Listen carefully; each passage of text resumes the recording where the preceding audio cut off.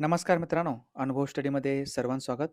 23 मार्च 2026चे जेवढेही महत्त्वाचे चालू घडामोडीचे प्रश्न असतील, हे चालू घडामोडीचे प्रश्न या व्हिडिओच्या माध्यमातून आपण कव्हर करूयात, बघूयात.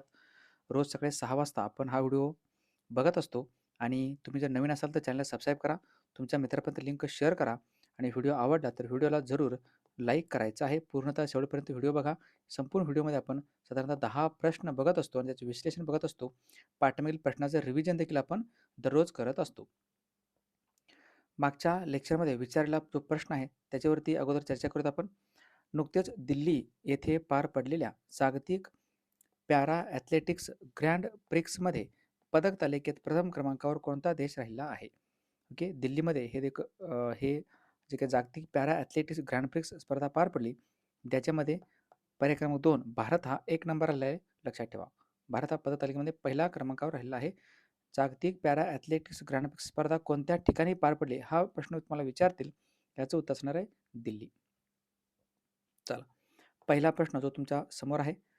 नुकत्याच आलेल्या टाइमच्या जागतिक सर्वोत्तम ठिकाणे 2026 मध्ये भारतातील एकूण किती ठिकाणांचा समावेश करण्यात आलेला आहे?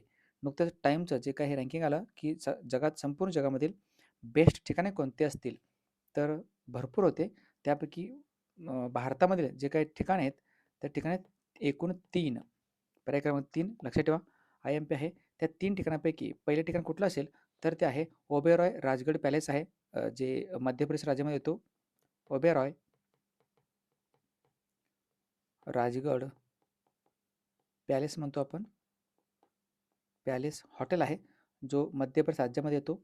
लक्षात ठेवा. त्यानंतर आहे मारो खेत नावाचं आहे. मारो खेत कुठं? जोधपूरला. जोधपूर येतं राजस्थान राज्यामध्ये. त्यानंतर तिसरं ठिकाण तो म्हणजे शक्ती हिमालय. शक्ती हिमालय प्राण लॉज. प्राण लॉज हे कुठे येतं? हे येतं कुमाऊं उत्तराखंड राज्यामध्ये येतं. लक्षात ठेवा. ओके.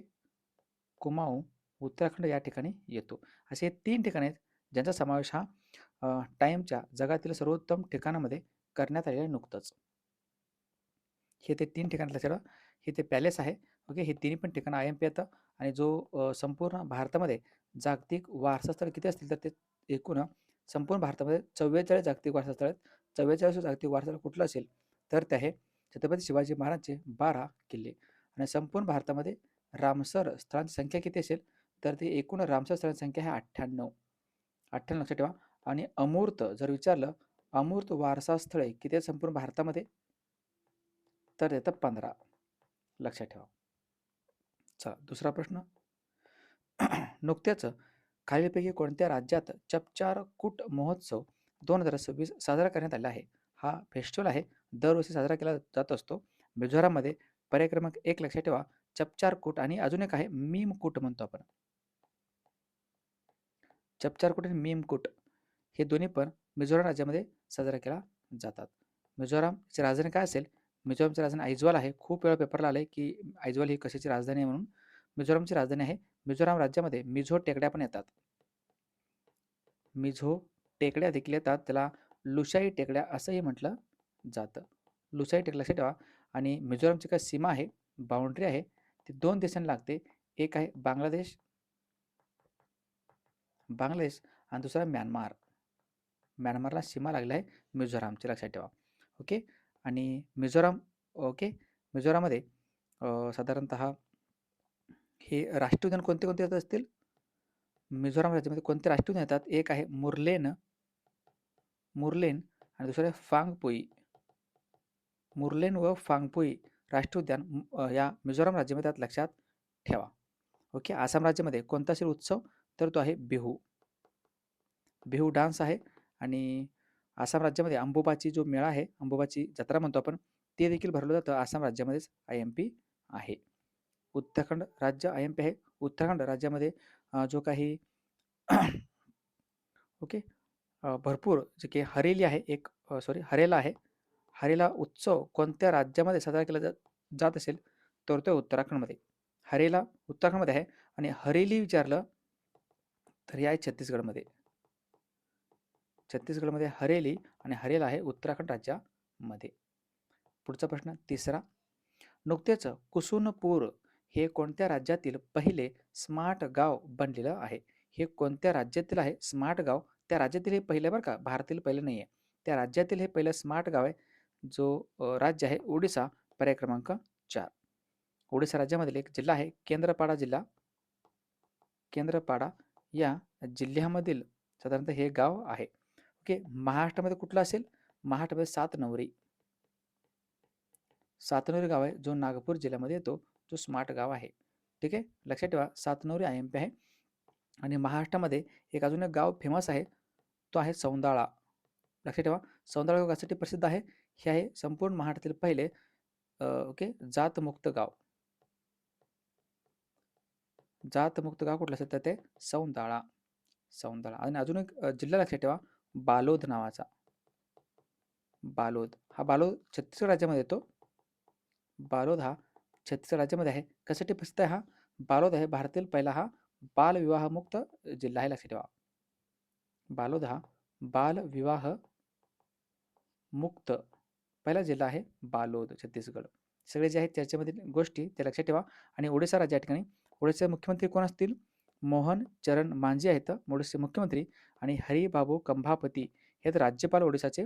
आणि ओडिशाची राजधानी भुवनेश्वर. पुढचा चौथा प्रश्न. नुकतेच प्रंबनन मंदिराचे जीर्णोद्धार करण्यासाठी भारत व कोणत्या देशादरम्यान एक करार करण्यात आलेला आहे? हे प्रंबनन मंदिर कोणत्या देशात येतो? तर हा देश आहे इंडोनेशिया, पर्याय क्रमांक 2.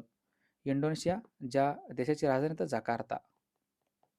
जकार्ता राजधानी जकार्तामध्ये okay ASEAN association for south east Asian nation आशियानचं मुख्यालय येतो जकार्ता याच ठिकाणी इंडोनेशिया. आणि प्रमुख कोण असतील इंडोनेशियाचे? प्रबोवो सुबियंतो. प्रबोवो सुबियंतो हे तर प्रमुख जे 2025च्या प्रजासत्ताक दिनी प्रमुख पाहुणे होते आपले 26 जानेवारीला. इंडोनेशिया भारत व इंडोनेशिया यांच्या दरम्यान 2 युद्धाभ्यास साजरा केला जातो. एक आहे समुद्र शक्ती, एक आहे समुद्र शक्ती नावाचा युद्धाभ्यास. आणि दुसरा आहे गरुड शक्ती. समुद्र शक्ती आणि गरुड शक्ती हे 2 युद्धाभ्यास भारत आणि इंडोनेशिया यांच्या दरम्यान साजरा केला जातो. IMP आहे. ओके. आणि कंबोडियामध्ये एक मंदिर आहे जो संपूर्ण जगातील सर्वात मोठं हिंदूंचं मंदिर आहे. कोणतं असेल? त्याचं नाव आहे अंगकोर वाटचं मंदिर. लक्षात ठेवा पेपरला येतं हे अंगकोर वाट जो मंदिर आहे. हा अंगकोर वाटचं मंदिर संपूर्ण जगातील सर्वात मोठं हिंदूंचं मंदिर आहे. कंबोडिया देशामध्ये येतो. कंबोडियाची राजधानी येतं नॉमपेन. नॉमपेन. आणि अफगाणिस्तान या ठिकाणी अफगाणिस्तानचं जो संसद आहे ना, अफगाणिस्तान संसद बांधण्यासाठी भारतानं काय केलं आहे? सहकार्य देखील केलेलं आहे. क्वेश्चन विचारतील की कोणत्या देशाचे संसद भारताने बांधलेलं आहे सहकार्य करून? तर तो आहे अफगाणिस्तान. काय संसदेचं नाव? शोरा. शोर आहे. आणि भूतानच्या संसदेचं नाव आहे सोंगडू. सोंगडू हे भूतानच्या संसदेचं नाव आहे. असो. आणि हे जे काही आपण मदत करणार आहोत जीर्णोद्धार करणार आहोत या प्रंबनन मंदिराचे, हे कोण करेल? आपलं एक संस्था आहे आपल्यामध्ये ASI म्हणतो आपण त्याला, archaeological survey of India. Archaeological survey of इंडियाची स्थापना 1861 आहे. आणि नवी दिल्ली या ठिकाणी याचं हेडक्वार्टर आहे. आणि याचे पहिले प्रमुख होते किंवा ASIचे जनक जरी म्हटलं तरी चालतं यांना, हे तर अलेक्झांडर कनिंघम. लक्षात ठेवा हे महत्त्वाचं आहे. अलेक्झांडर कनिंघम हे पहिले प्रमुख देखील होते आणि ASIचे प्रमुख देखील होते. ओके. आणि संस्थापक म्हणतो आपण किंवा जनक म्हणतो आपण आर्किओलॉजिकल सर्व्हे ऑफ इंडिया सहकार्य करून हे आता जो मंदिर आहे प्रंबनन मंदिर याचा जीर्णोद्धार करण्यात येणार आहे. चलो आय होप तुम्हाला बऱ्यापैकी गोष्टी कळायला असेल. लाईक करा एकदा व्हिडिओला. आणि तुम्ही नवीन असाल तर चॅनलला नक्कीच एकदा सबस्क्राईब करून ठेवा. चला 5वा प्रश्न महत्त्वाचा.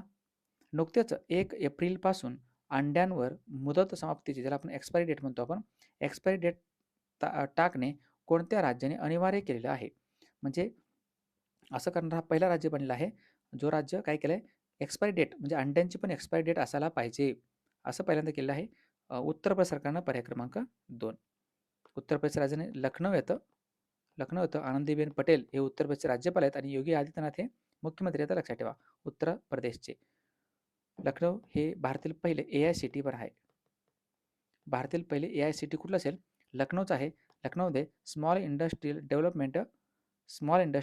डेव्हलपमेंट बँक ऑफ इंडिया म्हणजे SIDBीचं देखील मुख्यालय याच ठिकाणी येतो. भारतातील पहिले पॅरा बॅडमिंटन अकॅडमी पण लखनौ याच ठिकाणी आहे, जे गोमती नदीच्या काठी आहे आणि केंद्रीय ऊस संशोधन संस्था देखील कुठे येतं? लखनौ या ठिकाणी आहे. अंडी लक्षात ठेवा. आणि अंड्यांसंबंधित जी काही क्रांती आहे, कोणती क्रांती होती?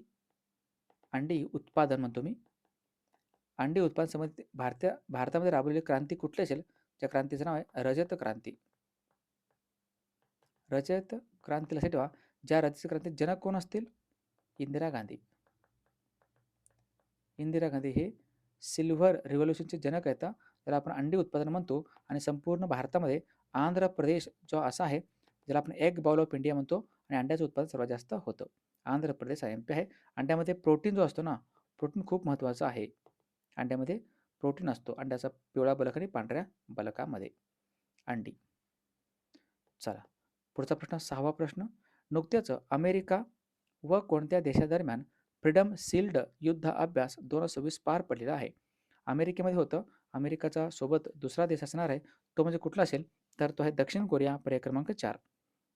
दक्षिण कोरिया आणि अमेरिका या दोघांनी मिळून फ्रीडम शील्ड नावाचा युद्धाभ्यास नुकताच साजरा केला आहे. दक्षिण कोरियाची राजधानी काय असेल? सिओल. दक्षिण कोरियाची राजधानी सिओल येतं. दक्षिण कोरियाचे चलन आहे won. Won, WON, won. Won हे चलन आहे. आणि ली जे म्यांग हे कोण येतं? दक्षिण कोरियाचे प्रमुख आहेत. लक्षात ठेवा, अमेरिका. अच्छा, जेवढे पण भारत आणि अमेरिका यांच्यासोबत कोणता युद्धाभ्यास साजरा केला जातो का? भारत आणि अमेरिकांसोबत म्हणतो मी. एक आहे वज्रप्रहार, एक आहे कोप इंडिया. वज्रप्रहार आहे, कोप इंडिया आहे, टायगर ट्रायम्फ आहे, एक मलबार नावाचा पण आहे, मलाबार पण आहे, आणि एक युद्ध अभ्यास आहे ज्याचं नावच युद्धाभ्यास आहे. मलबारमध्ये 4 देश येतात: भारत, अमेरिका, जपान आणि ऑस्ट्रेलिया. ओके, हे जे हे सगळे युद्धाभ्यास भारत व अमेरिका यांच्या दरम्यान साजरा केला जातो. अमेरिकेचे राष्ट्राध्यक्ष 47वे Donald Trump. Okay, Donald Trump. काही जे युद्धाभ्यास आहेत त्यांच्यावरती आपण एक नजर टाकूया, जेणेकरून तुमचं रिव्हिजन होऊन जाईल. कोप इंडिया आता सांगितले भारत व अमेरिका. अजय वॉरियर आहे भारत व UK. कोंकण युद्धाभ्यास आहे भारत व UK. इंद्रधनुष्य आहे भारत व UK. प्रबल दोस्तक युद्धाभ्यास भारत व कझाकिस्तान यांच्या दरम्यान साजरा केला जातो. काझिंड नावाचा युद्धाभ्यास भारत व कझाकिस्तान. खंजर आहे भारत व किर्गिझिस्तान. एकुवेरिन आहे भारत व मालदीव. नोमॅडिक एलिफंट आहे भारत व मंगोलिया. इमबॅक्स नावाचा युद्धाभ्यास भारत व म्यानमारमध्ये साजरा केला जातो. सूर्यकिरण आहे भारत व नेपाळ. डेझर्ट वॉरियर युद्धाभ्यास भारत व इजिप्त यांच्या दरम्यान साजरा केला जातो. डेझर्ट वॉरियर भारत व इजिप्त. डेझर्ट फ्लॅग आहे भारत व UAE. दोन्हीमध्ये अंतर आहे. डेझर्टवाले लक्षात ठेवा. फ्लॅग आहे UAE, वॉरियर आहे इजिप्त. सिट मॅक्स आहे सिंगापूर, इंडिया, थायलंड. दोस्ती आहे भारत, श्रीलंका व मालदीव. अल मोहेद अल हिंदी नावाचा युद्धाभ्यास भारत व सौदी अरेबिया यांच्या दरम्यान साजरा केला जातो. अल मोहेद अल हिंदी. मलबारमध्ये 4 देश आहेत: भारत, अमेरिका, जपान, ऑस्ट्रेलिया. अल नगाहा आहे भारत व ओमान. ईस्टर्न ब्रिज आहे भारत व ओमान. आणि नसीम अल बहार आहे भारत व ओमान. भारत व ओमानच्या दरम्यान 3 आहेत: अल नगाहा, ईस्टर्न ब्रिज आणि नसीम अल बहार. चलो, तुमचा रिव्हिजन खूप छान पद्धतीने झाला असेल. पुढचा प्रश्न बघत आपण. 7वा प्रश्न. नुकतेच सेबीच्या कार्यकारी संचालक पदाचा कार्यभार कोणी स्वीकारलेला आहे? सेबी, ज्याला आपण securities exchange board of India म्हणतो, आपण लक्षात ठेवा. ह्याचं फुलफॉर्म देखील पेपरला खूप वेळेस आलेला आहे. Security exchange board of India. लक्षात ठेवा, त्याची स्थापना 1988चा आहे. 1988 स्थापना झाली आणि याचा जो काही वैधानिक दर्जा भेटला 1992 मध्ये. सेबीला वैधानिक दर्जा कधी भेटला विचारतील तुम्हाला. वैधानिक दर्जा भेटला आहे सेबीला, तो म्हणजे 1992ला. हेडक्वार्टर कुठे याचं? मुंबईला याचं मुख्यालय आहे. आणि जेवढं पण शेअर बाजार आहे, या शेअर बाजारावरती कंट्रोल ठेवणारी बॉडी कुठली असेल अंतिम, तर ते आहे SEBI, security exchange board of India. ह्याचे अध्यक्ष कोण असते सध्याच्या घडीला? सेबीचे अध्यक्ष येतात तुहिनकांत पांडे. तुहिनकांत पांडे हे पण अध्यक्ष. आणि आता कार्यकारी संचालक बनले तर त्यांचं नाव आहे सदानंद दाते, पर्याय क्रमांक 2. सदानंद दाते IMP आहे. हे कोण असतील?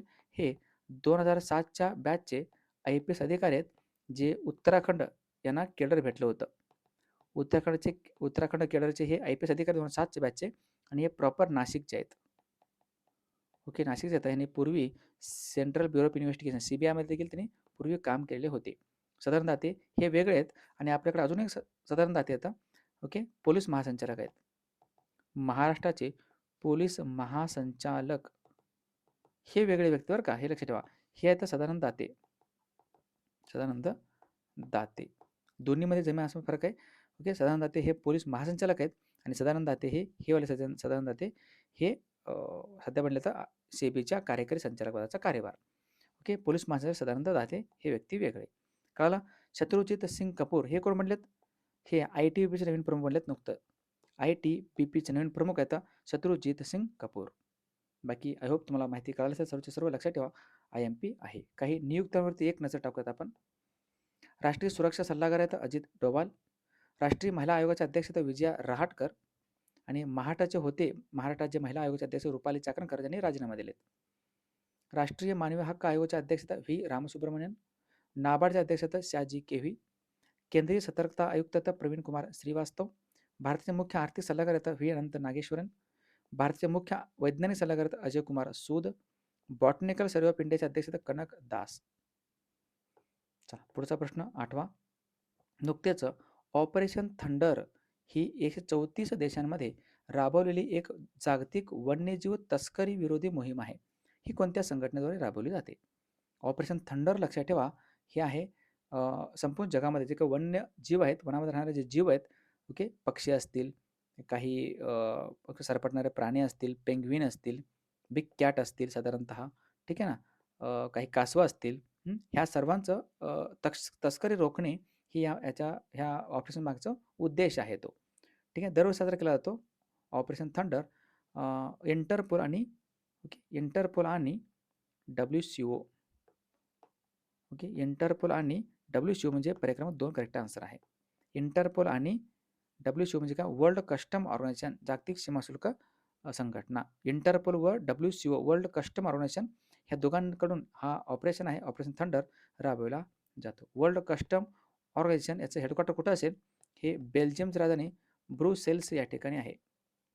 ब्रुसेल्स या ठिकाणी, बेल्जियमच्या राजधानी ब्रुसेल्स या ठिकाणी WCOचं मुख्यालय, इंटरपोलचं मुख्यालय सगळ्यांना माहिती असेल लिओन या ठिकाणी येतं. लिओन जी राजधानी आहे ओके, लिओन ही फ्रान्समध्ये येतं ॲक्च्युली. फ्रान्समधील पॅरिस या ठिकाणी येतं इंटरपोल, ज्याची स्थापना 1923 मध्ये झालेली होती. इंटरनॅशनल पोलीस आपण त्याला म्हणतो.